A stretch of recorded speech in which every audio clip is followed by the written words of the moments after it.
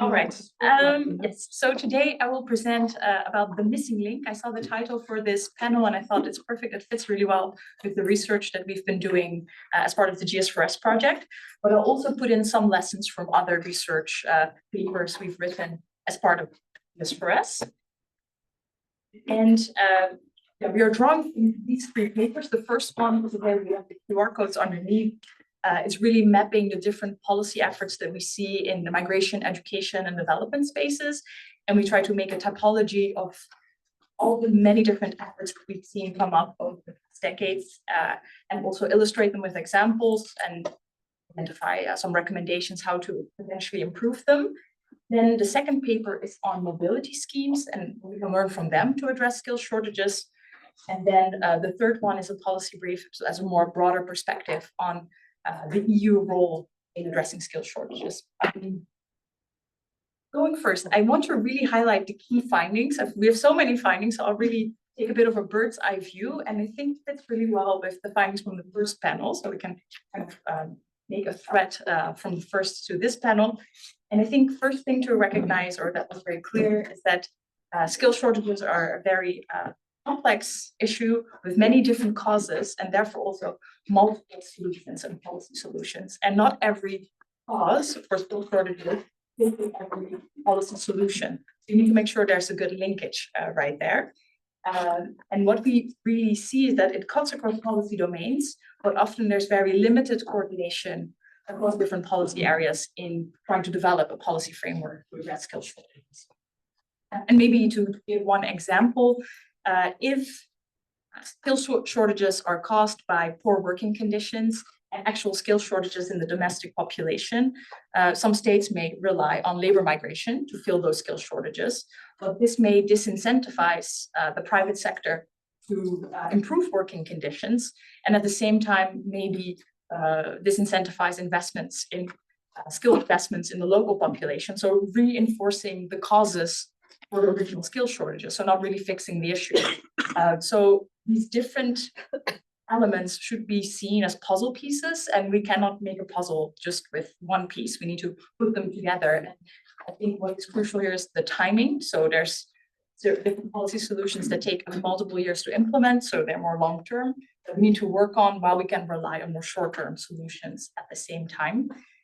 And one example that I want to highlight here. So the recent presentation, conversation with the UK Migration Advisory Committee, they are currently working on a new strategy in which they would make the visas for labor migration depending on the sector coming up with a plan to invest in skills shortages in the country. So that would kind of fix one problem. But there was no fix of the working conditions. So that's quite interesting to see. And if they do not provide that plan, they will not get visas to attract labor migration. So they make it conditional. If you don't fix the long-term cause, we're not going to give you maybe a more short-term cause. So that's quite interesting to see this experimentation in different countries on how they put these pieces together.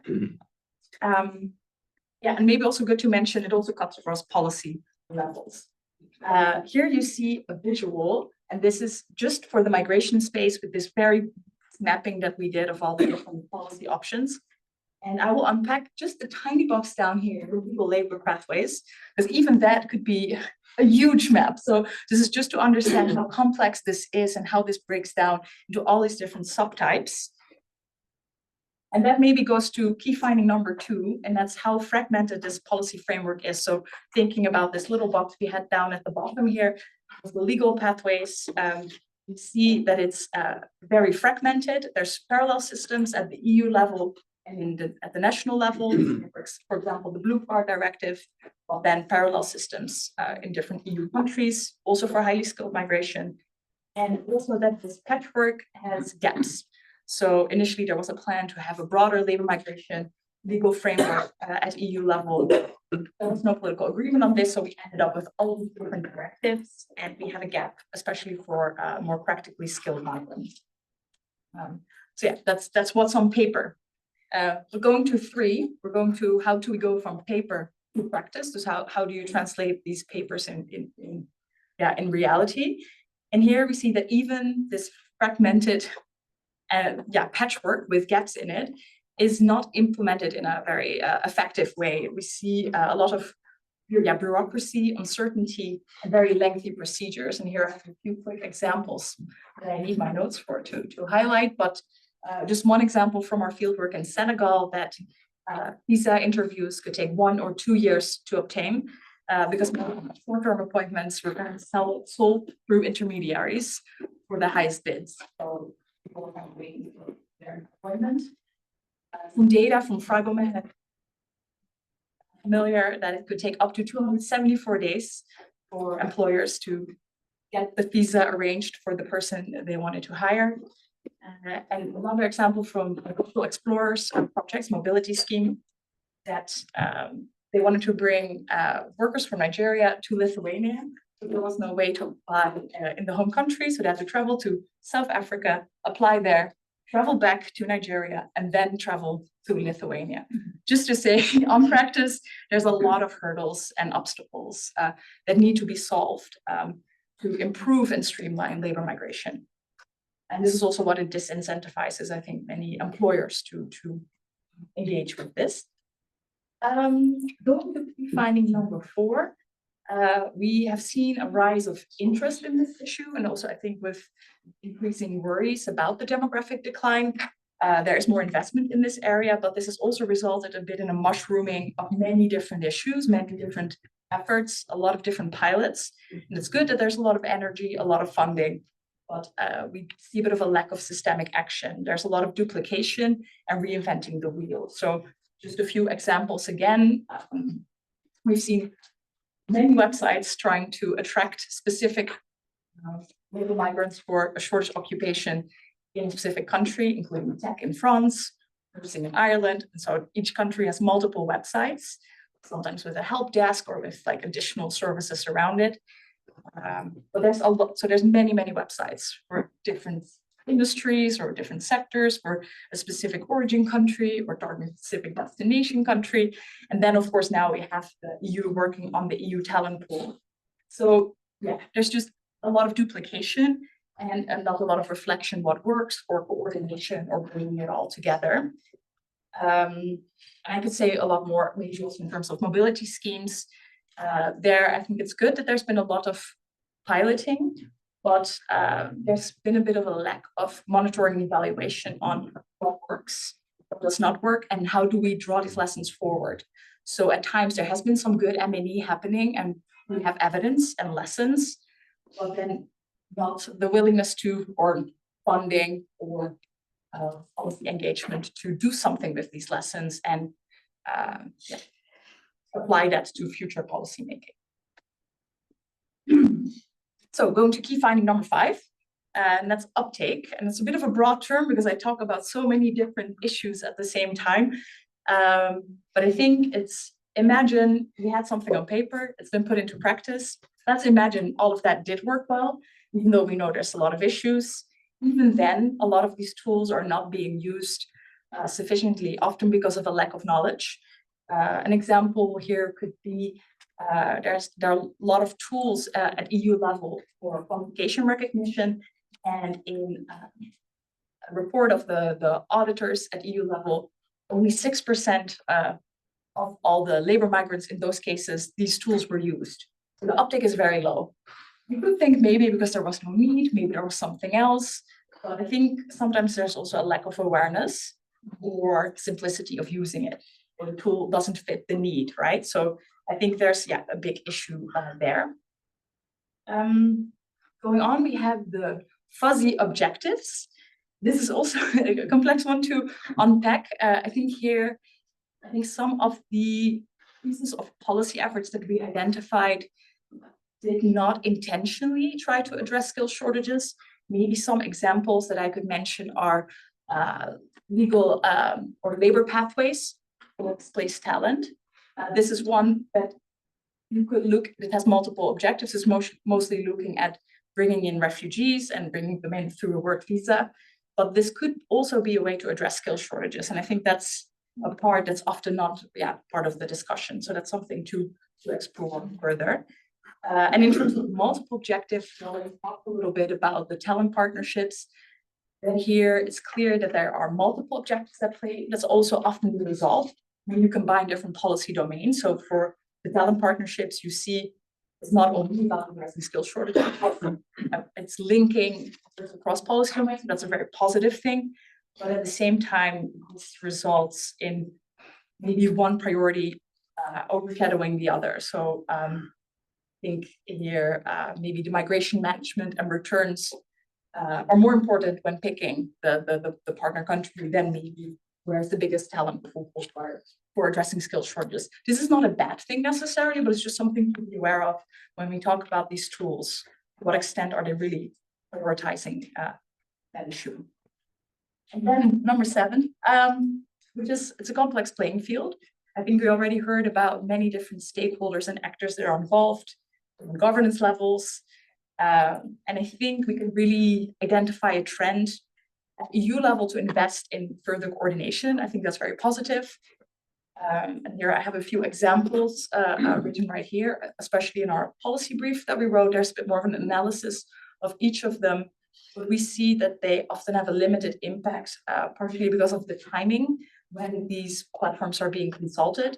So we had interviews, for example, of the European Economic Social Committee. They had different advisory committees on the talent pool, on talent partnerships, but they're usually, or according to them, invited once the recipe is cooked, and they can just add a bit of salt. And they like, we want to be involved when we go to the, decide what we're going to cook, when we buy the ingredients, when we build the recipe, not all the way at the end.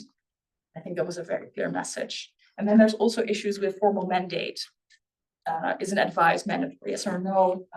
And also the structured nature of the platform. Do they meet occasionally? Is it a structured group? And who are the people there? And also who is not there? I think that's quite important. And then at the very last, the policy blind spots. And I think over the coffee break, we already started talking about this. So this is great. It's a good match. So we tend to think a bit about very specific issues when talking about addressing skill shortages or labor migration, but we forget the broader receiving context.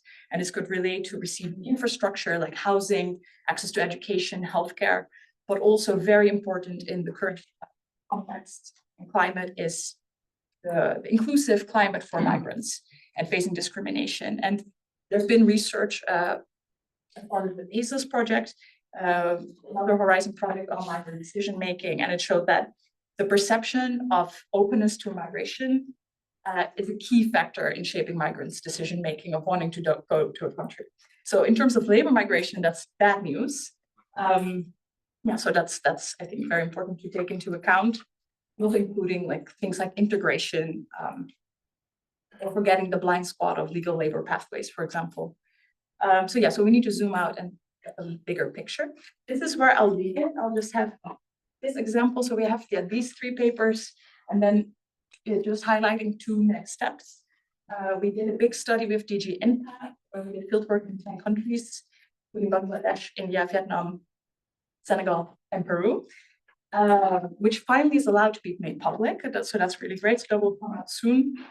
We have here the GS4S publications that I talked about, and we're also organizing a roundtable on the role of integration policymaking in using kind of the untapped labor potential of migrants already present in the country, and also the role of integration policymaking in including labor migrants and retaining them really long-term integration.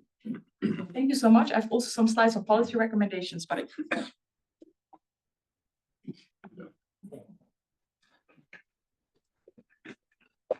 many thanks, Jasmijn, for this wonderful overview. I'd like to give the word to Dr. Mahdi.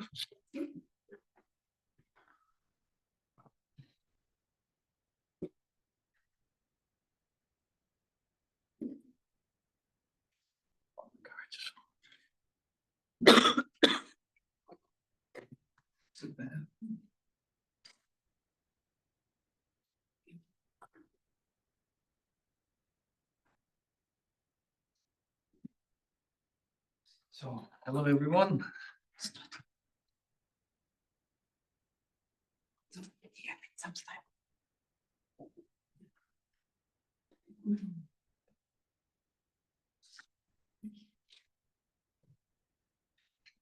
Can someone go to the, you know where they are, the IT people? No. So I can go quickly. Because it's a PDF and recognize it.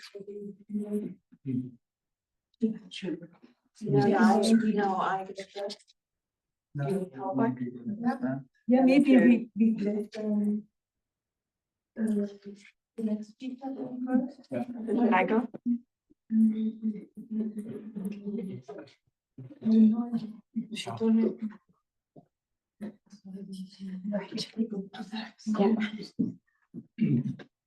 Good afternoon, everyone.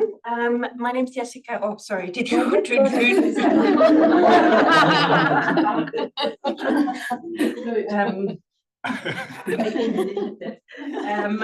So I'm Jessica Hagen-Zanker, and I'm a senior research fellow at ODI Global, a think tank based in London.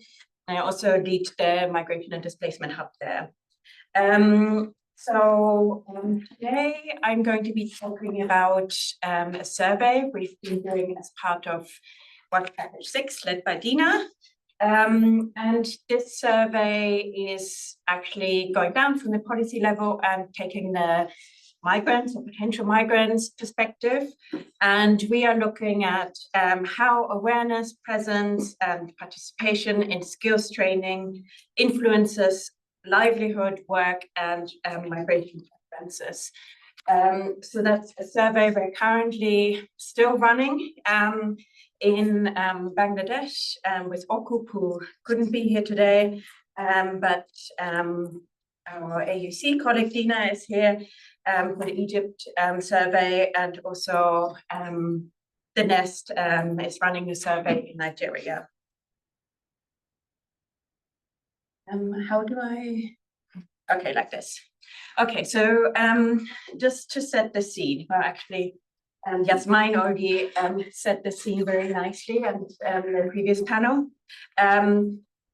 We all know that skills trainings are a popular development intervention in countries of origin. Jasmijn already talked about multiple objectives that programs often have. So that's also the case with such skills trainings. They often have either implicit or explicit links to migration as well, sometimes buried deep within sub-objectives. So an example here is from the EU Trust Fund for Africa. The Archipelago training is run across 9 countries and is officially about creating job opportunities in these 9 countries. But if you look deep down at one of the sub-objectives, there's also a link to discouraging regular migration. So our survey is really about exploring those migration objectives that you often see as part of such skills trainings. So sometimes the objectives might be about discouraging migration. Sometimes it's actually a bit more about actually fostering migration. So it might be part of a skills mobility program, or it might be just training people in order to potentially migrate. These trainings are often designed in quite generic ways.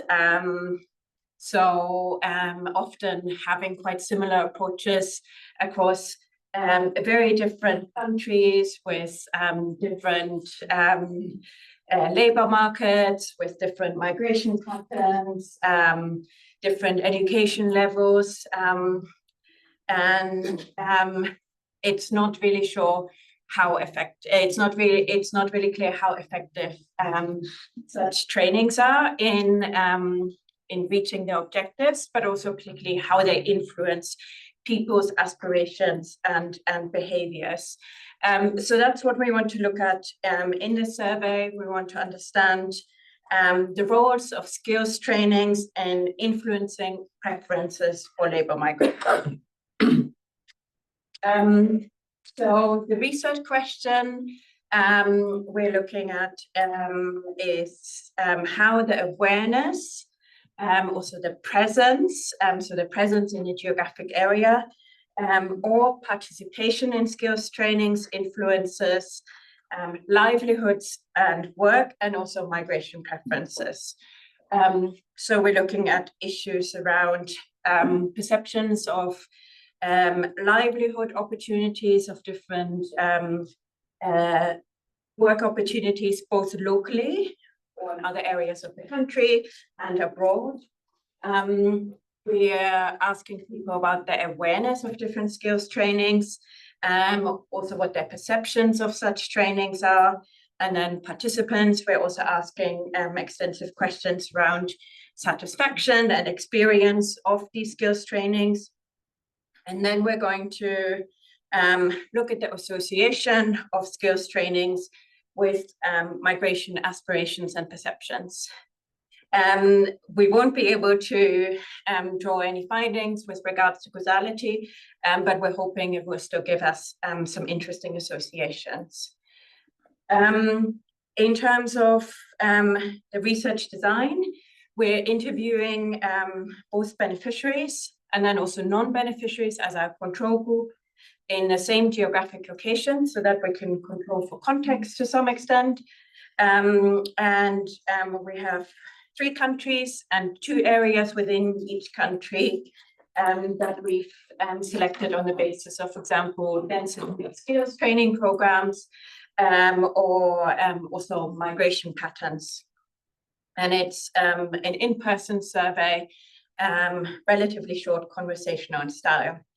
And as I mentioned, we're running it in 3 countries. It's almost completed in Egypt. And the other 2 countries are still running, but we're actually Nigeria, we're also about halfway through now, or actually more than halfway. So we're also close to finishing. Today, I'm going to present some very early findings from Egypt, because that survey is the most advanced. And in Egypt, we focused on 2 areas. The 6th of October area, which is a kind of satellite city suburb in Greater Cairo, with a high density of different training centers. In Fayoum city, which is the capital of Fayoum Governorate, where there is a lot of irregular migration in general. So just briefly, in terms of the specific interventions, so we are interviewing, as I mentioned, non-beneficiaries in the areas that I had listed, and then also beneficiaries of trainings that have participated in trainings. So these are the trainings that we've selected for the 3 countries. The ones in blue have a specific migration objective. The other ones do not. Identifying these trainings was actually a major challenge. And I think Dina might talk about that as well. So we know that on paper, all of these countries have many, many different trainings that are run by various donors. And getting detailed information on these trainings to find out what actually are the specific objectives, how many beneficiaries, what are the skills that are being taught, what's the duration, that kind of detailed information was almost impossible to get. And then also obviously getting consent of both the training center and beneficiaries to participate in those trainings. So that was a challenge, and it's in part why this survey is taking so long. But it's also already teaching us some really interesting things about the potential impacts of such programs. So, for example, what we also found is that record keeping seems to be quite poor for many of these trainings. So many training centers we contacted didn't have any contact details of beneficiaries. There seemed to be no follow-up, no clear data or numbers on how many people had completed such training, which or number of beneficiaries, which also already tells us something about the sustainability, but of such trainings.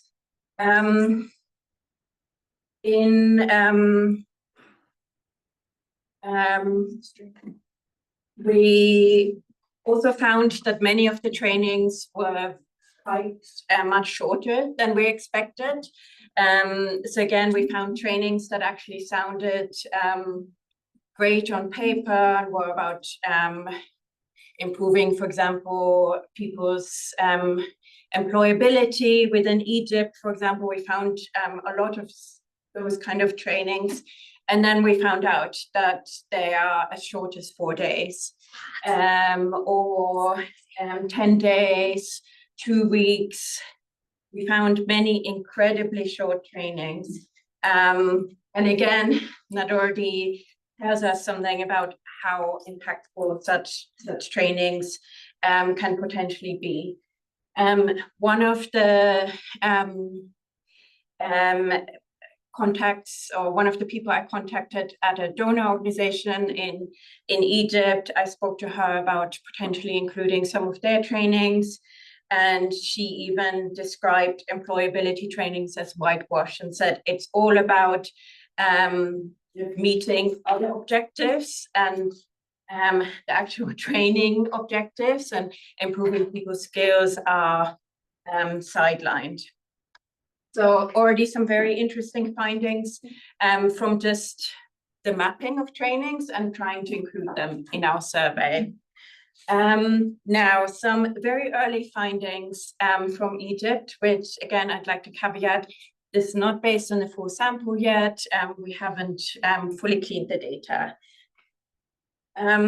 So first of all, in terms of duration of trainings that people have participated in, this confirms what we found during the mapping. So about 50% said their training was less than 1 month in terms of duration. And then, another 6% said 3 to 6 months. So on the whole, very short trainings. In terms of satisfaction, so we see that people are actually very satisfied with trainings in general. So 2/3 found it really useful. Almost everyone found it a bit useful or very useful. We also asked respondents what they've been doing since the training ended. This is a multiple response answer, so I'm showing number of respondents. Large numbers said they're looking for work, or they're in the same job as before, or they're continuing with education.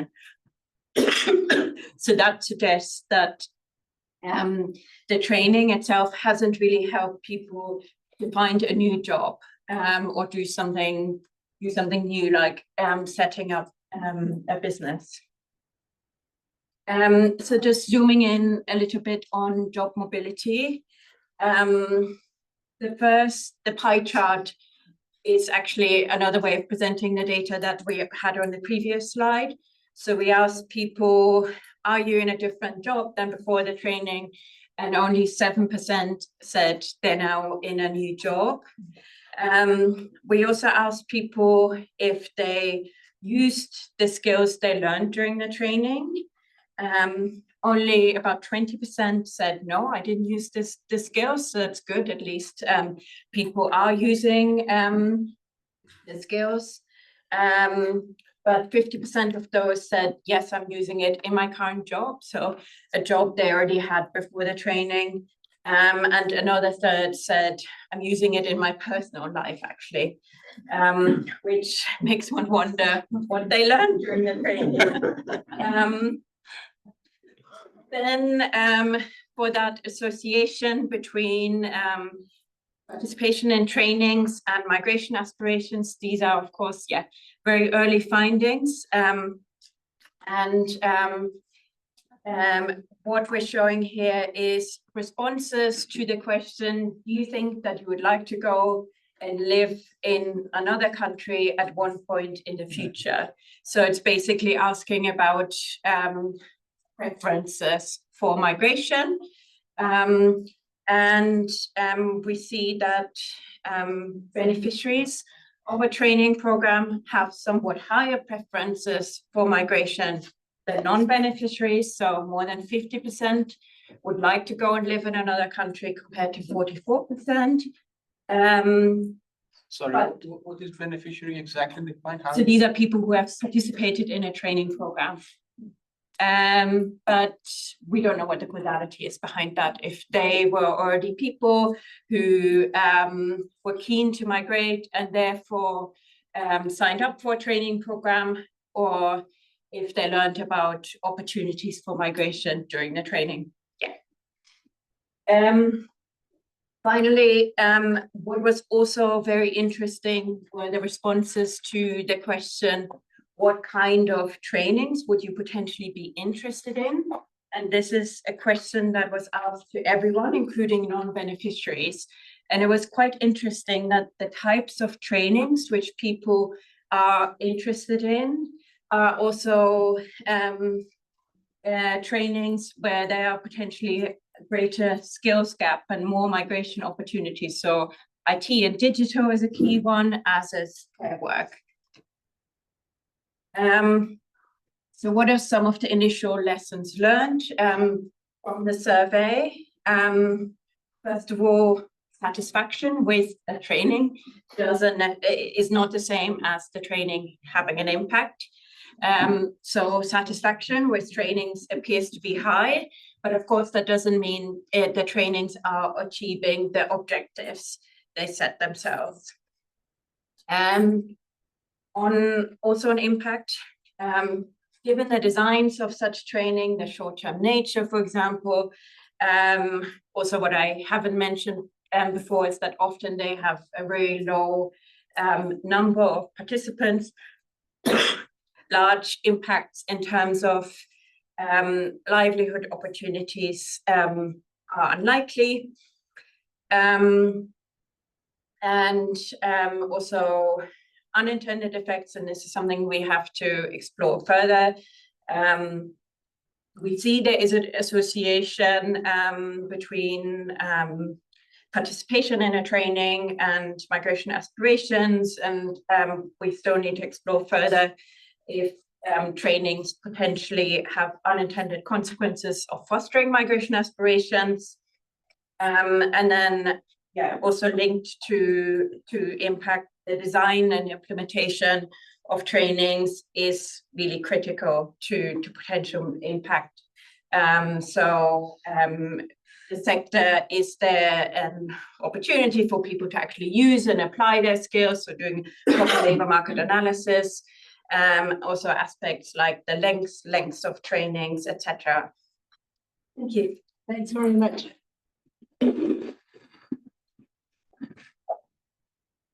I just called the. You wanted me to call him because we didn't have anything. Dina has a presentation as well. I have converted your presentation to PowerPoint and it's nearly perfect. So the bracket in two of the formulas are a bit odd, but for the rest, so you can present from the USB stick as well. IT support, he's coming now because he's leaving. So do we want him? Or? Probably he will not be able to fix it because if there's no PDF support of this computer, then you won't be able PDF is shown. PDF is shown. PDF is open, but it's not shown on the beamer. But if he has converted, you can use the PowerPoint. It's not about converting, it's about how to put it on the beamer. Sandra, could you see if the PowerPoint would be showing on the USB stick? Yeah.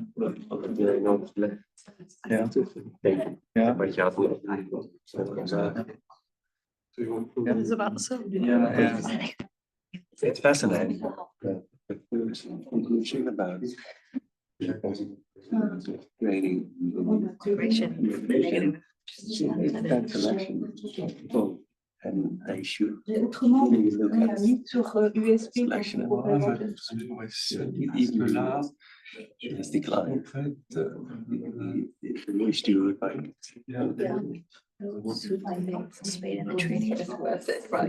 Yeah, but that's the selection.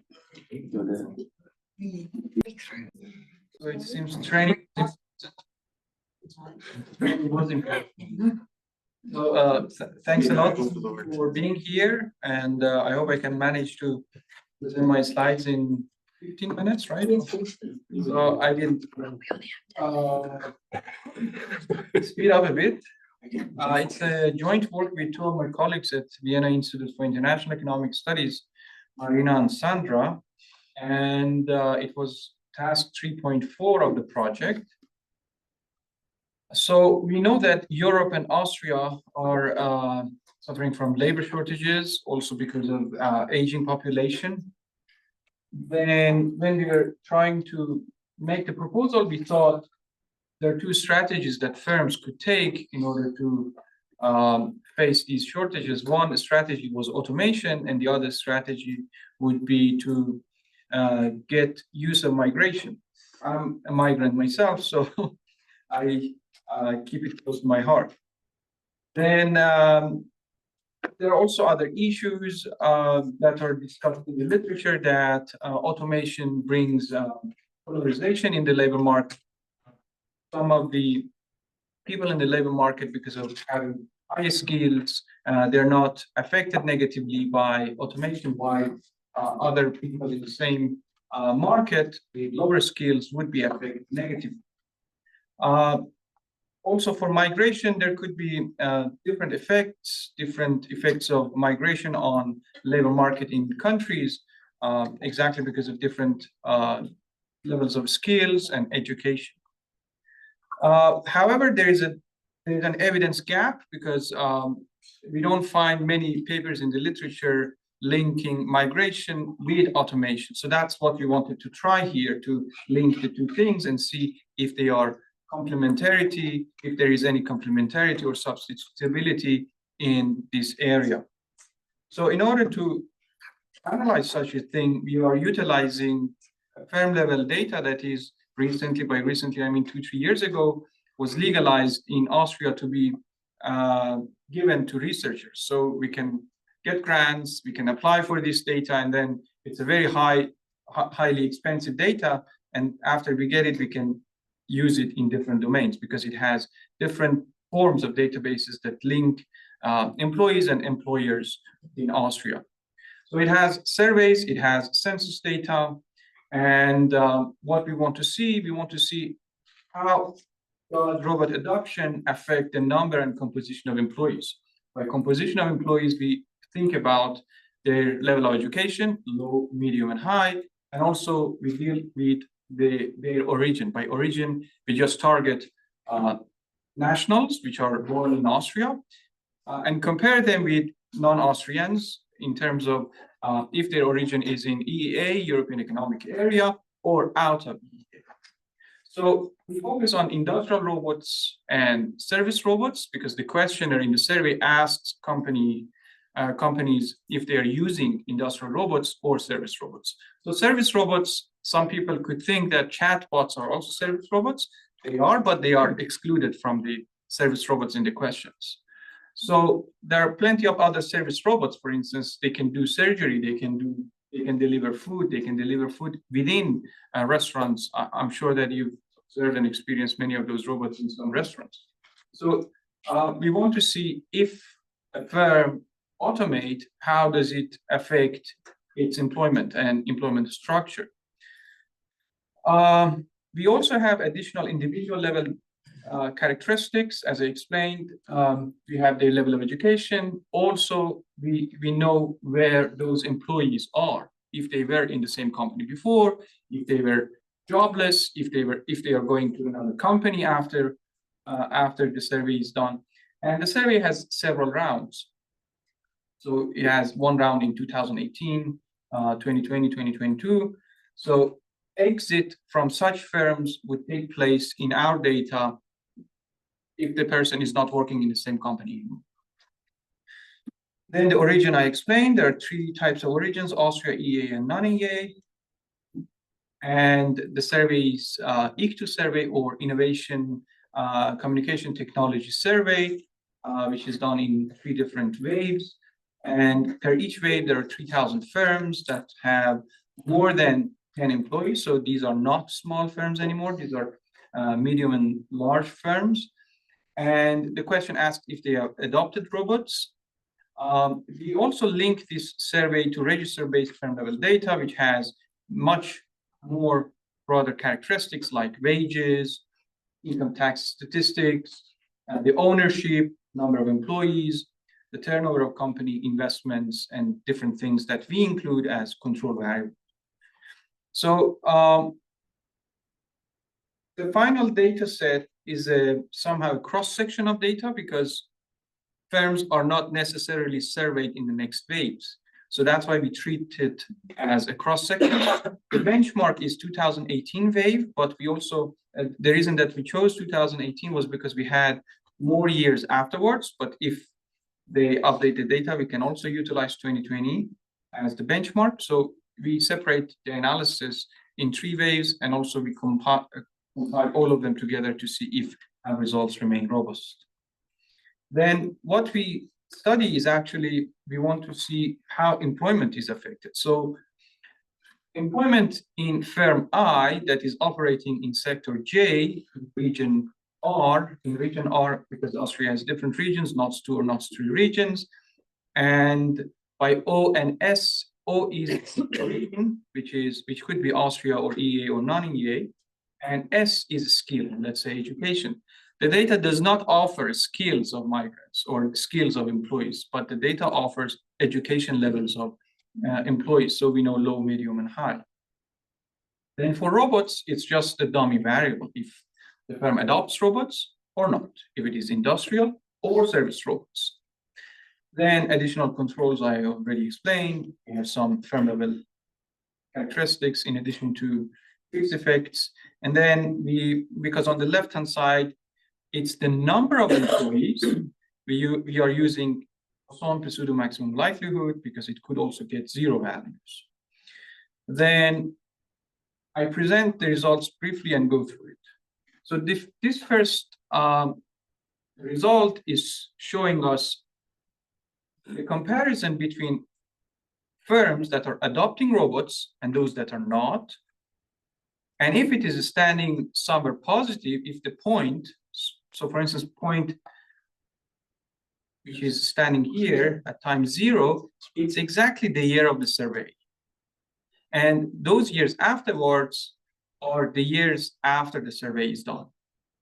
So you immediately observe that the employment of low education in firms that are adopting robots is much higher in a statistically significant manner than those firms that are not adopting robots.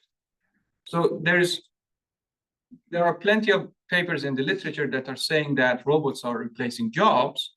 But what we find in our survey, it's not our survey, it's our analysis. What we find in the survey is that firms that are adopting robots are employing more low-educated employees, more medium-educated employees. But for high level of education, we don't have a strictly statistically significant, although it is positive.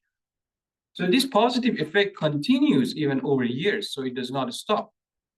What came to our mind was, because these firms that are automating are getting more productive because of automation, they employ more low and medium educated employees. But for high level of education, there's no change. So we want to compare it also, as you observe, for all of these categories, non-EEA migrants, EA migrants, and native, the coefficients are very similar. So what we needed to do in the next step was to show if the ratio is changing differently. By ratio, here, for instance, you see that instead of number of employees here, number of employees with non-EEA roots, we have the ratio. It means that the ratio of non-EEA migrants relative to the total number of low-educated people. So this graph is telling us that firms that are adopting robots, of course, in the previous graph, they are employing more low-educated employees. But according to this one, we are employing even more non-EEA migrant workers than the rest of them. So that's why the ratio of non-European migrant workers in adopting firms is increasing. So you observe a similar thing for medium, but you don't observe a similar thing for highly educated people. So this is something that was already discussed in the previous panel and also in the previous discussions, that maybe high level of education in other countries exactly from outside Europe does not comply with the high level of education in Europe. So maybe that's why the ratio is declining. So we wanted to see different robustness checks, if industry robots and service robots are different. So by industry robots, I mean those that are working in the manufacturing. We see a similar picture. We see a similar picture for industry robots and service robots for low and medium, also for the high level of education. So even for service robots, we observe that firms that are adopting service robots, now we observe some significant positive effects. So for manufacturing industry robots, we don't observe such a thing. When we compare, so this is again the ratios, I pass through it. When we observe, when we want to see the same thing, but instead of all sectors in economy, we focus on manufacturing and services sectors. So to give you some idea, even in manufacturing sector, we can have service robots. We do not distinguish between service and industry robots here. We just focus on the sector of activity. So the results are much, much stronger in manufacturing firms. While for services firms that are, for instance, financial services, for instance, transportation services, for such services, the effect of adopting robots is not significant. While for manufacturing firms, the effect is statistically significant for low and medium level of education, also for the high level of education. So when you combine these two for high level of education, the results become insignificant. But when you separate manufacturing firms from services firms, then you see that even for the high level of education, adopting robots bring more jobs. And if you think about the ratio, it becomes slightly different. Then we wanted to see what happens to the employees who are working in those firms if by adopting robots, if there are more migrants coming out of the firm, and also for transitioning, so getting employed and also exiting employment from such firms. So these are two transitionary employment process. We want to see if the firm that is adopting robots is employing more from the people from other jobs, from unemployment, or from inactivity. And the same thing for exiting of those employees. So here the pictures are very small, but so this is showing us the probability of transitioning from other employment or unemployment or inactivity to firms that are adopting robots. Again, you observe that all of them are positive. The numbers that you observe here, these are gross annual wages. So that's why gross annual wages for high level of education is much higher than low level of education. So here, for instance, it's 21,000 euros per year. It means that a person that finds a job in an automating firm earns about 21,000 in low level of education. But a person that is coming from unemployment, which are mostly from another job, but they became unemployed, they have much smaller salary. But the people that are inactive. So inactive means people who were studying before rather than being unemployed. The people who were inactive before and finding jobs, they have much higher probability than those who are unemployed in finding jobs in automating firms, but their salary is very small. So even this picture can explain many things for us. It explains that firms that are adopting robots, they try to optimize their costs. So that's why they are trying to employ people with much lower salaries from that are inactive rather than those with experience from unemployment or from job to job. The same thing also applies for the people with medium level of education. Companies try to find low wage, medium educated employees. But in all of them, you see that there's a positive probability. So the probability is higher to employ these people if you are adopting robots. So for high level of education, you observe that the salaries are higher, especially for these ones. But for these ones whose salaries are higher, the probability of getting them is even higher. Yeah? So for high levels of education, it matters who gets the job, and usually those are the ones with higher salaries, which could have higher years of experience. So I'm almost finishing. So it's about worker exits. So exiting has also similar pattern, which is different across low and medium and high, but the probability is similar across all of them. And something that is important to note here, the salaries of those who are exiting adopting firms, their salary is much higher than those that are coming to these firms. So this is the cost optimization that I was talking about. I passed through this. So at the end, we wanted to show if there is any complementarity between adopting robots and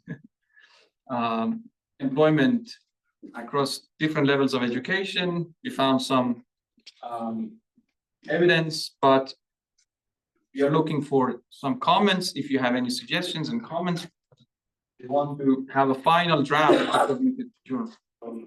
Any comment is better.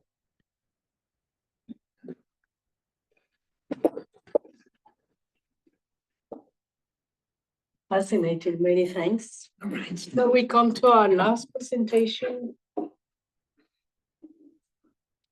Professor Dina Abdel Fatah.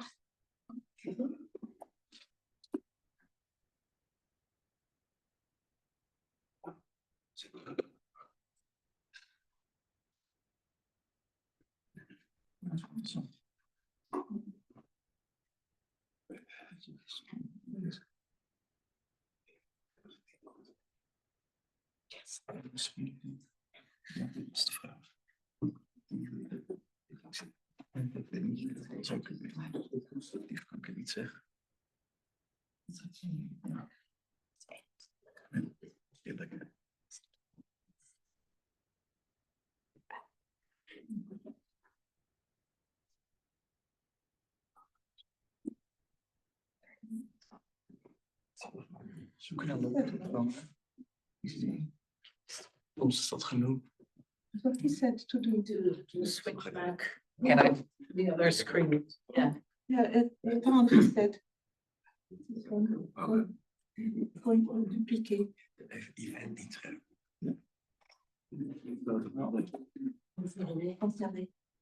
Oh, moeilijk.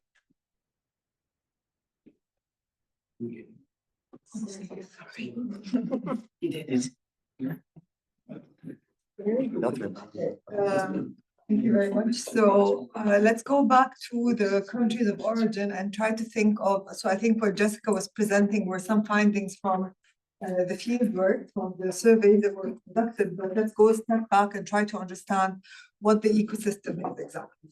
And when we say the impact of reskilling and upskilling on local development, let's first agree that countries of origin were looking primarily at migration from a development perspective in what remittances migrants bring back. and what kind of pressure relief they can have on the labor markets of the countries of origin. But now we're looking more into skilling for local development purposes. So how can the upskilling and reskilling of workers contribute to the existing jobs that are available in the local labor market? So this brings up the topic of retention of skills in the labor market, but also among the discussions that we were having, what potential could this bring in terms of attracting foreign direct investments to countries of origin? So it's also commonly known that the wages or the cost of workers or cost of labor in countries of origin is low. And this is usually one factor that attracts foreign investors to countries of origin. But can we also look at how can we have or define our comparative advantage, not only in terms of low cost, but also in terms of skilled labor, and what kind of potential can this bring to countries of origin? So the global policy context when it comes to migration from a country of origin perspective is that we know at the EU side there is an aging workforce, there are skills shortages that are identified, which is considered a shared opportunity for collaboration, particularly through skills partnerships. Skilling, upskilling, and reskilling are considered tools to align workforce capacities with the international labor demand, create mutually beneficial migration partnerships. So here, countries of origin are not only responding to policy changes at the countries of destination, but they're also playmakers in terms of agreeing how can migration partnerships or migration policies be equally useful for both sides. Promoting inclusive development through gender-sensitive policies, and we'll be highlighting the gender-sensitive or the gender topic as a dimension in every point that we cover. So looking at the broader picture and what does the skills development landscape look like in countries of origin, with a specific focus on the three countries we're addressing, Egypt, Nigeria, and Bangladesh. So there is a heavy focus on formal education. We're seeing limited alignment with labor market demand. There is still high level of stigmatization of TVET, the technical vocational education and training, outdated curricula in some cases, but there's also ongoing reforms. So these are all challenges, but they are posing potential for further reforms or for further or growing momentum for modernization as we're continuing. Looking at industry and labor market, there is also fragmentation in terms of skilling initiatives. This was very clear in terms of what Jessica was presenting earlier. There is weak employer involvement in curricula design, concentration of high quality training in urban areas where we are seeing rural gaps that are very persistent. Looking at the gender dimension, there are systemic exclusion of women from training and mobility opportunities, especially in the non-traditional sectors. And this has actually been appearing as an element in some of the training initiatives that are designed in terms of the key sectors they're focused on, which are not female-dominated or female-attracted sectors to start. So we know that the GS4S project is mainly focused on three main sectors, the IT, construction, and care. And again, from the early findings that Jessica was showing earlier, we are seeing that from Egypt, for example, the type of skills that Egyptians are interested to acquire are also falling within these three sectors, which is re-emphasizing the significance of the sector from a country of origin and a country of destination perspective. I'll go very briefly through the three case studies, but I'll then highlight some key insights from the three of them. So looking at the Egyptian case study and looking at migration and labor context. So there is a long-standing labor, Egypt is a long-standing labor sending country. There is a strategic reliance on remittances, and this reliance on remittances is only growing with time. So looking at the macroeconomic indicators for Egypt, the accumulation of debt, the foreign currency crisis, remittances is still considered a significant contributor to foreign currency in Egypt. There is a large youth population, dynamic sectors, increasing engagement with legal migration pathways. There are some labor market drivers that we need to look at. It's not only unemployment rates that are high, but we're also seeing high rates, particularly among university graduates, which is mainly highlighting skills mismatches. Labor force participation rates are severely low among women when compared to men. So you have only 16% of women actively participating in the labor market. Construction and ICT sectors are considered fast growing, but they're largely informal or urban centric. There are dual migration flows. When we look at Egypt, there is more permanent migration to the OECD countries, including the EU countries, and the temporary migration to the GCC. And these definitions are not particularly related to the length or the duration of migration. It's more of the citizens, the opportunities to acquire citizenship with the migration. Irregular migration is still there. There is emerging preference for EU destinations among potential migrants, especially the young people. Looking at the skills ecosystem and policies, there are some key policies that are guiding this ecosystem: National Plan for Decent Work, Digital Egypt Strategy, Technical Education Reform Policy, and National Strategy for Migration. And when you look at these key policies, what you can see is that each one of them is actually belonging to a certain government entity that is responsible of implementing this strategy. So coordination is going to appear as one of the topics we'll be discussing later. Looking at gender, there are programs like TAM and TAM Plus, which include the gender tracking, but it's not really mainstream. And the representation of women has not been highlighted to a great extent because they're still facing some exclusionary measures from the labor market. Diving a bit deep into the sectors that we're highlighting, so we can see that the construction sector is a high growth sector. It's considered a major employer in Egypt despite its informality, and there is a strong GCC demand for the construction sector. There are some challenges, which again is the informality, seasonal work, and the low wages, and this is why they're primarily looking for opportunities abroad. And given the ease of matching with opportunities within this informal sector, the GCC is still considered the most attracting destination.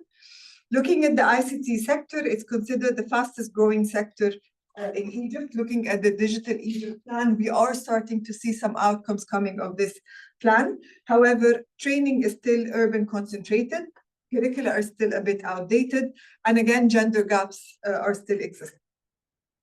Care, on the other hand, is a high female-dominated sector, which is very relevant for the EU mobility. However, it suffers from low wages, stigma, lack of soft skills training, and migration that is uncoordinated. Focusing a bit more on the gender topic, when women migrate, we find that employment rates double. So this means women are not primarily migrating for work, but when they do, we do find higher labor force participation among women. Some gaps are still persistent in terms of the design of training, but also in labor force participation, like childcare support, flexible training, safe transportation, and targeting rural women in particular. Moving to the case of Bangladesh, there's high migration intensity, so it's among the world's highest labor migration rates, and migration serves as a core economic lifeline through remittances and again overseas employment. Key destinations are the GCC countries, and this has been historically, but we're seeing a more recent pattern of expanding pathways to the EU, particularly under the MOUs that are currently in negotiation with the European countries. High unemployment, especially among the youth and the university graduates, factors like limited high-skilled domestic job opportunities. Looking at the skills ecosystem, again, we're going to find fragmentation in terms of training providers and in terms of sectors where skills are participating. Bangladesh is actually one of the 3 countries that has been showing the industry skills councils introduced, which are the discussion that is happening between the training that is happening and the employers, therefore designing the skilling initiatives based on the demand or the needs of employers. Again, a deep dive into the sectors. We actually included here the ready-made garments because it is worth actually addressing the ready-made garments as a sector in Bangladesh. It's a high female employment sector. It's the backbone of migration and the export economy within Bangladesh. But among the challenges, they still need a lot of skills upgrading in order to move up the value chain and to get out of this limited diversification within the sector. Care is also a large female workforce, or attracts large female workforce. There is an international demand, especially in the GCC and the EU. However, training is often not aligned with the international standard. So there is the limited upward mobility within the sector. Digital and ICT are emerging with a strong youth interest. However, again, training is concentrated in urban areas. There is uneven access in rural areas, and gaps in advanced ICT skills are still persistent.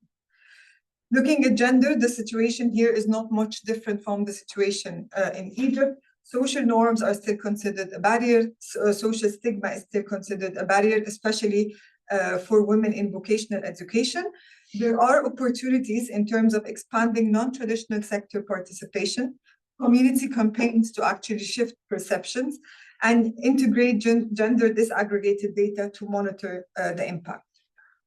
Moving to Nigeria, again, a large youthful population, again, a dynamic labor market with significant skilled outflows.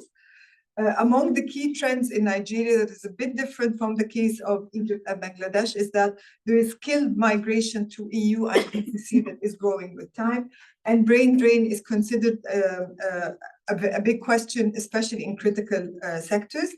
Unemployment, poverty, and limited domestic opportunities for skilled labor are still considered the main drivers for migration. Looking at the policy environment, again, fragmentation is appearing, despite of some of the initiatives that are taking place, but there are limited private sector engagement, weak quality assurance mechanisms, and rural-urban disparities in training availability is still highlighted here. Among the opportunities that they can leverage digital transformation momentum for targeted skilling and mobility schemes. So diving deep into the sectors, the digital and ICT sector, again, rapid growth with strong youth engagement and aligns with the EU skills gap. Trainings are concentrated in cities, outdated curricula, and gender disparities. So we are seeing more or less the same challenges and the same potential across the three countries, despite of differences in the structure of the economies or the structure of the labor markets. So these are some key insights from the three case studies combined. So there are strong foundations for skills migration linkages. So all three countries have vibrant labor markets, have young populations that are increasingly investing in education and training. There's a growing awareness of skills mismatches, which is leading to targeted policy reforms and new programmatic approaches. And this creates a unique window to bridge education and labor markets for both domestic growth, but also for international mobility. Policy momentum is building, so governments are actively engaging with international partners to create legal migration pathways and modernize skilling systems. There are ongoing reforms which provide a solid basis for developing unified skilling migration strategies. There is high potential sectors which are offering pathways for growth, and gender inclusion is emerging as a priority. And strategic integration can actually accelerate the impact. So the impact or the potential for impact is there. And as Jessica was highlighting previously, satisfaction does not really equate impact. So here we're looking for what kind of impact do we want to have out of the skilling strategies. So enhancing local labor markets, creating a safe, legal, and mutually beneficial migration pathway, and promoting inclusive development. I'll get to one of the most interesting recent events that we held in Egypt, which is the stakeholders event.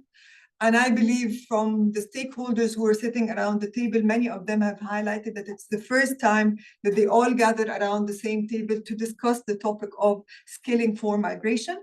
So we had representatives from the government, 3 different ministries were represented. The GIZ, mainly looking at the TAM project, but also the EGC, which is the Egyptian-German Center for Migration, Return Migration and Reintegration. The private sector, especially highlighting the public-private partnerships that are taking place currently in terms of training provision and vocational education.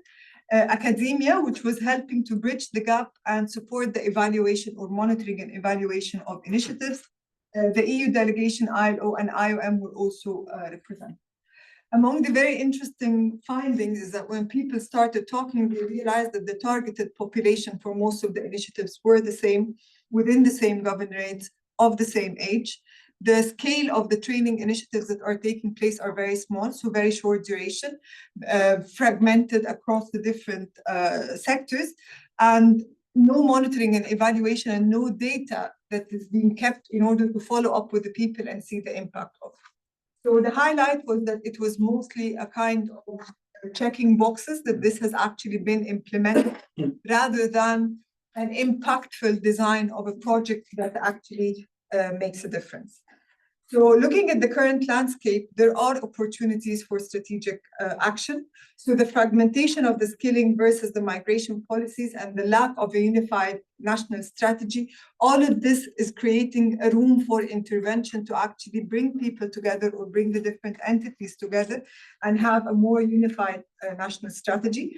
The urban-rural divide in training access could again be highlighted for training providers, that there needs to be more spread in service provision.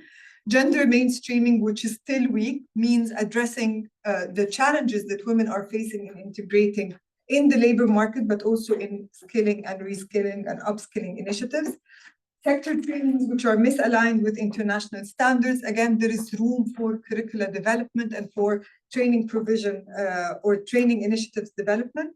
And the limited coordination could be addressed by, again, bringing the people together and making sure that there is a high degree of coordination among the different entities. Therefore, our recommendations so far, before we analyze the final data that we're having, is to establish a national coordinating body on skilling and migration, developing a unified skilling migration strategy, which is linking the TVET reforms, the labor market needs, and the legal migration pathway. So we cannot look at each one of them in separation of the other. There has to be a strategy that is combining the three of them together. Strengthening the gender-sensitive approaches. So if we really want to have women represented, then we need to have a targeted approach to involve women. Leveraging the private sector and industry councils to align training with the EU and GCC demand. And again, within the roundtable, the EU and the ministry were discussing that they are working together now on having the Skills Council involving the private sector, which is a very strong step. Investing in green and digital skills to attract FDI and create new opportunities. And this is a way of leveraging local development or opportunities for local development, and enhancing data systems for monitoring training outcomes and migration trajectories. So not having or data, the absence of data or the lack of trust in data is not actually allowing any kind of assessment or follow-ups to understand the impact of what is happening on the ground. So I leave you with three last points. Skilling, upskilling, and reskilling are not just migration enablers, but they're actually development strategies. Effective integration of skills and migration policies can improve labor market efficiency locally, can expand legal migration pathways, and can foster gender-inclusive growth. Egypt, Bangladesh, and Nigeria offer complementary lessons for EU and origin country cooperation. Thank you.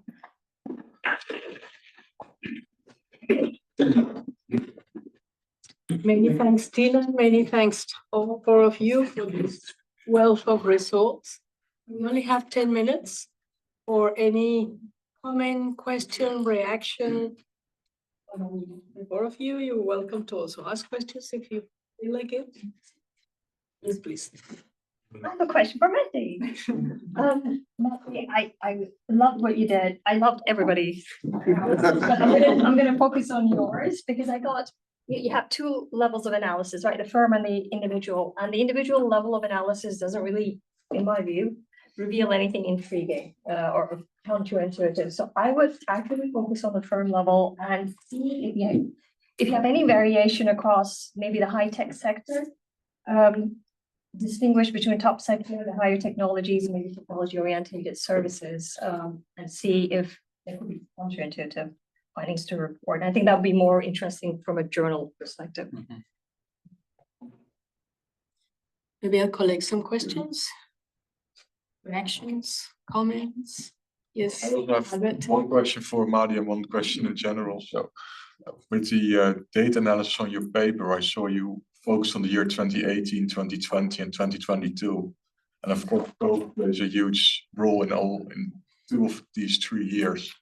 And I know for the Netherlands, that you saw a drop during COVID years in migration and thereafter was fine. So maybe it's something you need to address or check in your data that's going on. So the referee could really hint for this. Well, please provide me some evidence that there's something going on there that might not be normal. And for basically everyone, a question. on, well, we looked at basically lots of the developing countries and the migration that you're looking at. And there was one graph stating that people are interested in where work is, but is this the work in specifically the developing countries themselves, or what they're really looking at work opportunities, for instance, in Europe or other countries? And does this also matter for the unified approach? You're basically lots of you are pushing, or the lack of coordination, because maybe this unified approach is also difficult if some people want to stay in their country of origin while others are looking for an opportunity to migrate.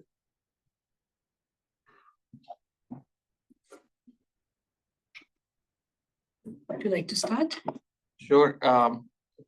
Of course, Aisha, it's a good suggestion. We will try having some additional analysis separating high-tech and knowledge-intensive services and also manufacturing. That's a good suggestion. And regarding the period of analysis, yes, COVID-19 happened. So despite COVID-19 that caused more and more intensive labor shortage, we have, yeah. So COVID-19 is for all companies in Austria, and it's not discriminatory. So it's for all firms and for all regions in Austria.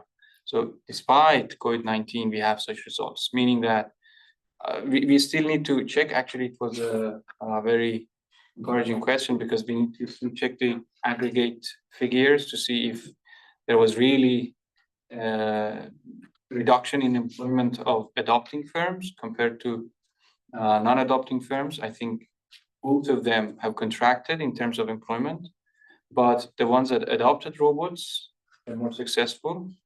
So that's why maybe they have larger employment.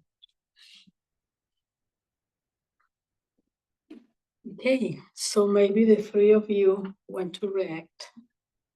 Another question? Yes, Yeah, please. if I may. Yes, you may. Thanks also to you guys. There's a lot happening in the world, and from the European context, strategic autonomy is one of the new buzzwords, where foreign direct investments might be less the way forward, or offshoring or nearshoring, out of fear of losing certain industries and they're doing this research sort of in the middle of this storm.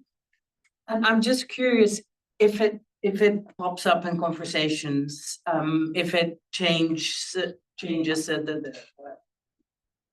tone of talk of the institutions that you engage with. Thanks a lot.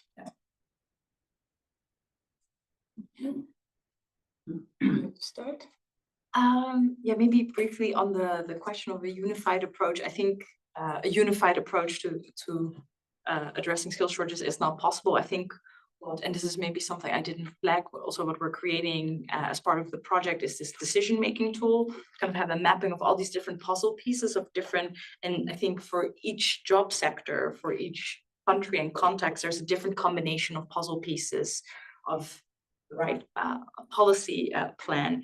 And I think ideally, like I think focus of the papers was very much addressing skill shortages in mostly the EU, but I think the right policy approach would be to also engage with countries of origin and have this much broader vision of what does this mean also for countries of origin. And also there's often the idea that, oh, migration happens once and that's what it is, but there's a lot of circular migration or people that move on to other countries, right? We talk about retention. So I think to have this much broader conversation. So there's not, I think, one piece of strategy that you can write out that is like the perfect solution, but there's different pieces. But I think it's about coordination across those domains. I think right now there's no, or a lack of coordination, I think, at times.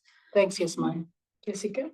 Yeah, I would definitely agree with Jasmijn there, and also say that there really needs to be, so while there should be a coordinated approach, I think the design of training should really be specifically tailored towards the countries of origin and destination they're targeting. And I think emphasis is probably often more towards the destination country, and in terms of the origin country, then also really looking at those factors in terms of, for example, what is the labor market in those countries really like? What are the skill shortages in those sectors? And there won't be a unified or what the one training is applicable, or the one skill gap that is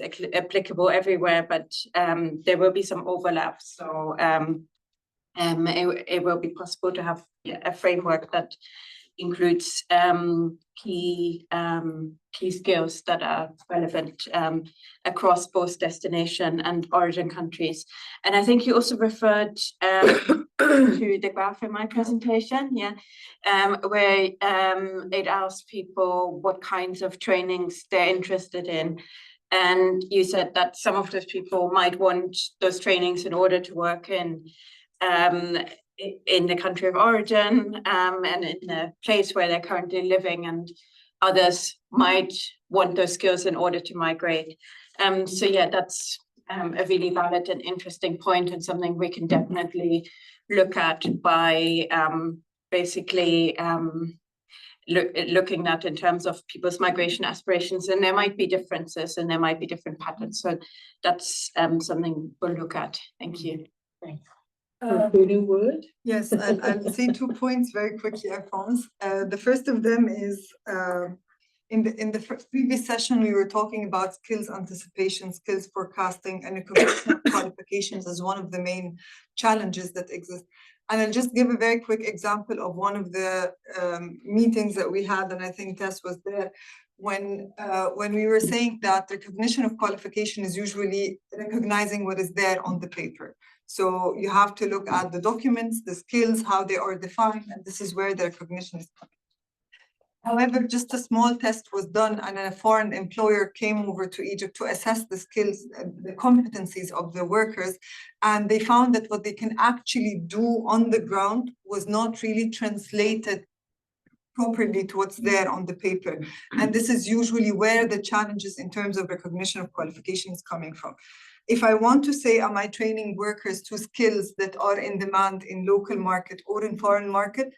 If I'm saying what kind of jobs or industries that are high growth industries, that's one thing. But if I'm putting it down to skills, then the part of the local development we're trying to address is, let's elevate the skills so that the whole world is actually looking at the same level of skills. So when we have skills anticipation and skills forecasting, it's like the world is speaking a common language, so it cascades down to a common language within the different countries. The other point, which is the point that Tess raised, and again, I'm going to give a very small example from Egypt, which is the portfolio of migration has been moving from different ministries, and this highlights very much how we're dealing with what's happening at the global level. So the Ministry of Migration and Egyptian Expatriates Affairs was a separate ministry, and then was part of the Ministry of Manpower, and then a separate ministry again. And now, given this recent dialogue that is happening, it is now with the Ministry of Foreign Affairs.